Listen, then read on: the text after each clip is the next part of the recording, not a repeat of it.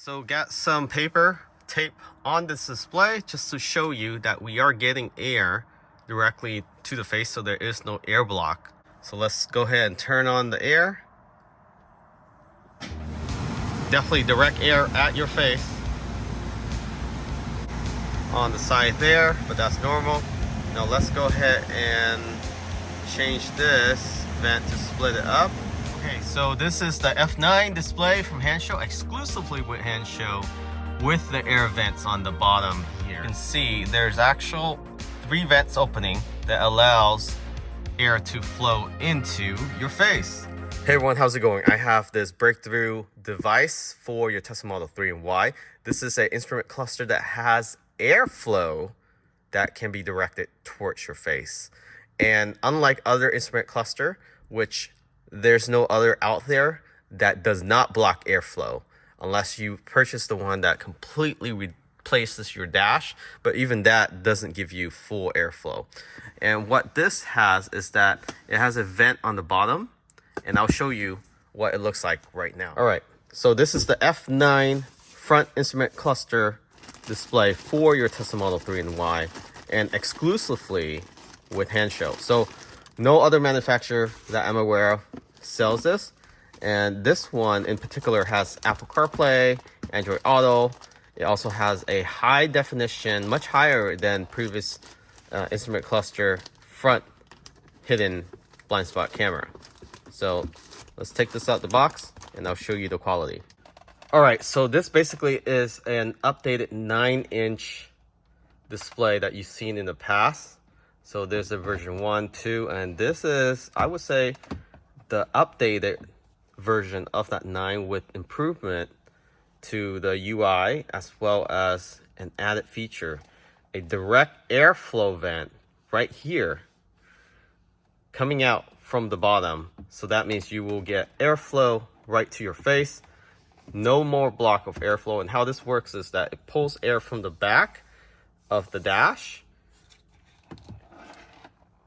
and it goes straight into your face if you want it to go to your face. So if you adjust it, if you spread the airflow out, it won't hit this vent and you won't get airflow. So very, very smart design.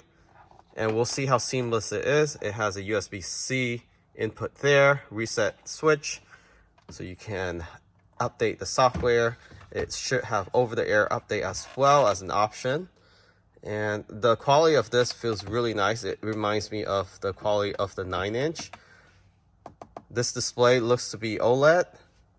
It's just the weight of it. It doesn't feel cheap at all. So let's go ahead and get this installed. First, what you want to do is pry out the side panel using a pry tool. Do the same for the other side. One on the bottom, 2 on top. Then pop this dash up by putting your pry tool in between the dash and the actual bottom trim, and then just pop it open. Do that on both sides.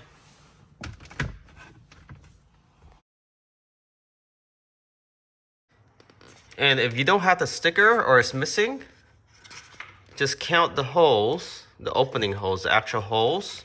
1, 2, 3, 4, 5, 6, 7, 8, 9, 10, 11, 12, 13, 14, 15, 16, 17, 18, 19, 20. So 20 is the first wire, skip 21, 22, 23, okay? And then the screw should go in right about there. And using the provide bracket, run the wires through this hole and then mount it over with the screw that they provide. You can see this display right there. Where my finger is at, right there, there's a screw. So just tighten up. Don't over tighten it. You don't want to strip it. And they do provide you with these small screws here. Once you have the bracket lined up, go ahead and place that little screw in there.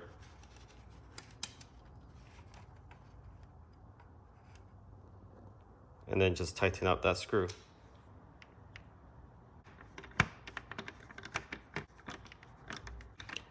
So got all 4 screws on. 1, 2, 3, 4. And it's easy as that. Now it's just plug and play. Okay, before you mount everything down, putting the dash on first just to make sure it's center. And it is perfectly aligned. So you can see the air vent will just fly right through, or the air will fly right through towards your face. Depending on how you adjust the steering wheel, but it's gonna hit your face. This is the bundle wire for the actual computer, and only 2 plugs from this, the power, computer, communicator wire, so the red and black goes that way. So you want to leave a little slack right there. And don't leave too much slack. You can use electrical tape to hold it down, and then run the other side across like that. And this bundle down here, so don't get confused with it. This is for AMD, the one with the blue plug on the right, and then this is the old Intel, and then this is for the other controller on the bottom right there. But you really only need this for the Intel, and the AMD version you need both of these. Okay, so this is, although it's only 1 plug, it's the most challenging to get to, but I mean, once I highly recommend standing outside and reaching under and having your left hand or your right hand reaching in to pull the clip out. Before you close everything down, run the wires from bottom up past this panel here. So I will just wiggle it in. You don't need a fish wire for this one.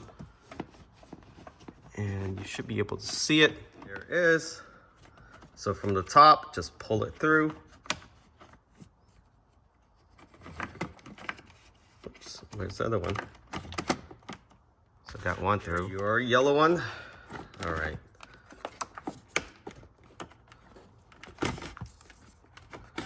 So you won't be able to pull it from the AMD and the Intel. This is too big, won't fit through here. So make sure you pull from the bottom up and then pull enough slack so it reaches all the way over there where your instrument cluster will be. So got the display install working. Took less than 30 minutes, but we know what we were doing, so it might take you maybe an hour if it's your first time. If it's your second time installing a display in a Model 3 or Y, it should take you about half an hour. So we install almost a dozen, if not more, displays, so it's come second nature now.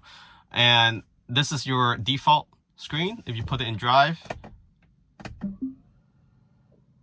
So you have that animation. And I'm sure there's other animation that you can change it to. Let's put it back in park. Let's go in settings. So holding down the scroll wheel to the left for a couple seconds, change the language, time zone, Fahrenheit or Celsius, 12 hour, 24 hour. So it's very easy to change that units now. Tire pressure, PSI, vehicle white.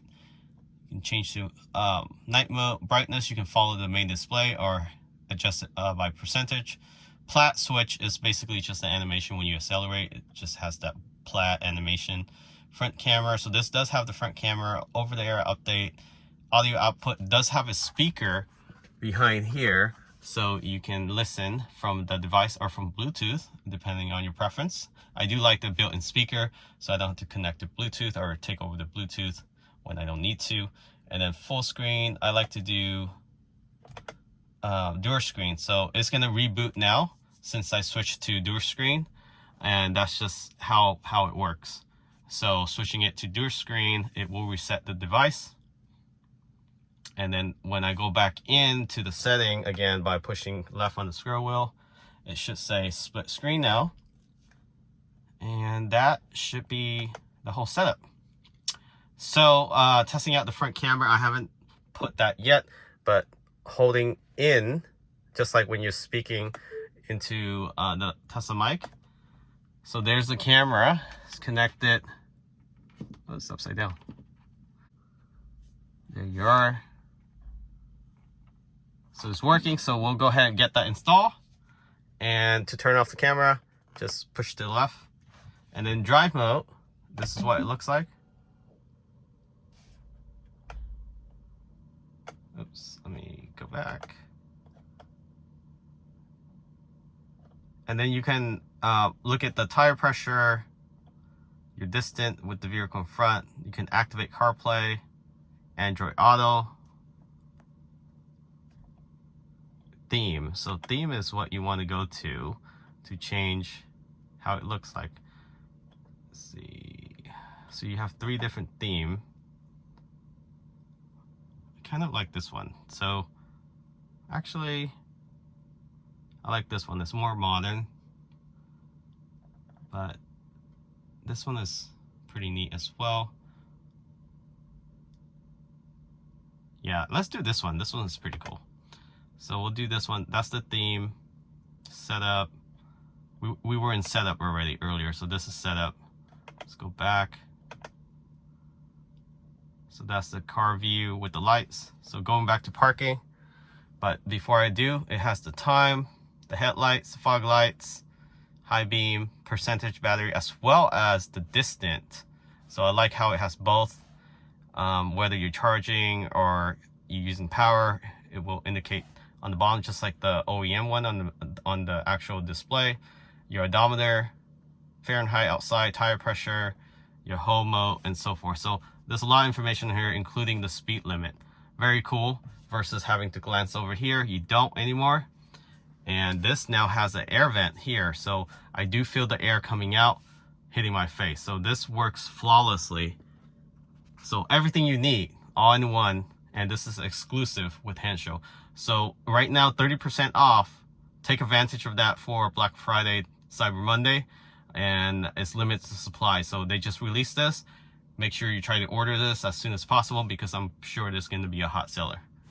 Okay, so if you option for the optional camera, this requires additional installation, and you need to remove the front tray. It's very easy. There's 2 10mm bolt by the bumper and 2 under the tray cover mat. Or if you don't have a cover mat, it's just at the bottom of the tray. And there's also a clip right near the windshield fluid entry. So just remove that. Then you need to remove this emergency latch cover, unplug it, and now you're able to remove the trim and also the tray itself. After you remove the tray, just go ahead and grab a fish wire. And on the right side where the passenger is, inside the front, there is an opening. But if there isn't, go ahead and cut this grommet on the far right to run the wires through. So the wires is about 1/8 of an inch, but you need about 1/2 inch or maybe close to 1/2 inch to be able to run the actual connection. So fish from inside the passenger side of the seat, so underneath where you normally remove to at your air filter or change your air filter. If you haven't fished a wire before, you just need to tape it to the fish line. So tape the fish line to the actual wires itself and pull through from the other side. So once you pull it through, go ahead and untape it, and then the black side of the actual trim, go ahead, attach it through the dash and have a little slack by the driver's side. So now go ahead and mount your camera housing, and it comes with adhesive. Make sure you apply that adhesive to the actual bracket itself. And there's 2 screws that you will screw into the bottom of your bumper. So not completely on the bottom of the bumper, between the vents. So in between the vents on top, that's where you want to attach it. So you want to attach it there and put a screw after you run this wire through. So you'll be able to pull the wire from inside of the bumper. Behind the bumper, there is an opening between the rubber piece and the plastic trim. Once you align it center, go ahead and apply the adhesive to the bumper, and then you can put the screws on. Now connect the camera wires from the bumper side. So there's 2 connection points, and by pushing down the scroll wheel on the right side, you should be able to turn it on. Okay, so got the camera installed with the yoke. Even without the yoke, you still get airflow. So this is all the way up. You can see you still has the slit shooting upwards towards. So if I have it usually on standard where I have the steering wheel, this is usually where I have it, and this is perfect alignment, and I'm close to 6 foot. So even with somebody who's shorter, this steering wheel will be a lot lower. So you can see the airflow is coming through just fine. So I'm gonna turn on the actual air here. So if I have it split like this,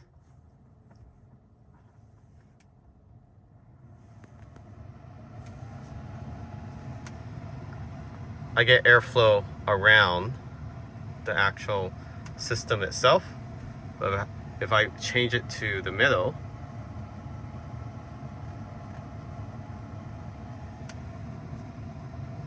there's airflow coming through these vent here. So not sure you can see. There's 3 slot that it splits open. It's very, very neat design. So highly recommend this, especially if you live in hotter climate area. This will be a game changer. Not only you have the display, you also have air flowing to your face.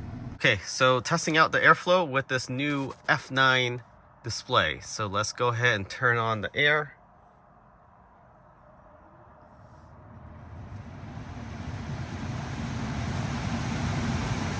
You can see a lot of air is coming out here. I think this paper is just stuck. But yep, there's air coming towards the front through the display, hitting your face. You do get a little air on the side there, but that's normal. Now let's go ahead and change this vent to split it up and see if the air that's towards your face is stopped.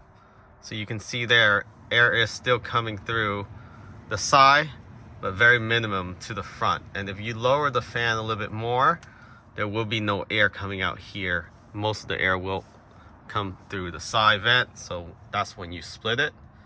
But if you center it back, if you want airflow to your face, this thing will go a little crazy right here. You can see that.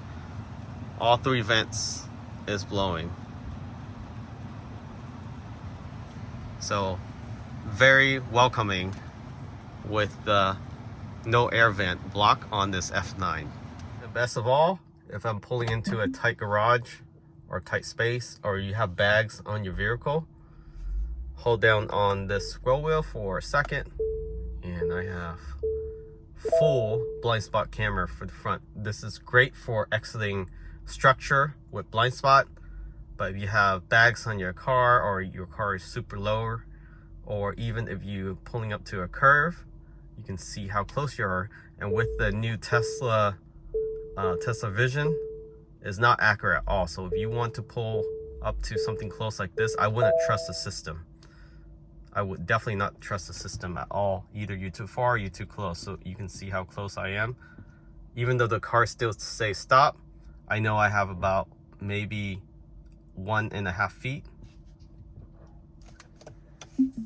Just like that. So game changer, Apple CarPlay, Android Auto, front blind spot camera, air vents that can hit your face, does not block airflow at all, and it has all the instrument cluster you need all in one. Thanks for watching. Catch y'all next time.